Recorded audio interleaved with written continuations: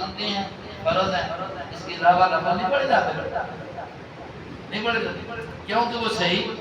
ہمارے پیغمبر کی تعلیم میں یہ ہے۔ عصر کی نماز آپ نے پڑھ لی، حضور نے منع کر دیا عصر کی نماز کے بعد غروب آفتاب کا کوئی نفلی نماز، منع کر دیا۔ تو دیکھیں جو چیز صحیح نہیں ہے، نبی کی زندگی کا یہ سب سے بڑا پہلو ہے، یہ سب سے بڑا سیرت کا پہلو ہے کہ آپ نے ناجائز چیزوں کی نشاندہی کی اور ان سے منع کر دیا، اور اچھائی چیزوں کی نشاندہی کی اور ان کے کرنے کا کیا کر دیا۔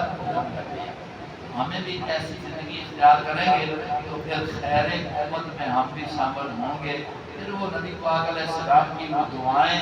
ہمارے لیے بھی کیا ہوگی، ضرور اللہ قبول کر کے ہمارے ہاتھ میں وہی فیصلے فرمائے گا۔ اللہ تبارک و تعالی اسی طرح پھر بھی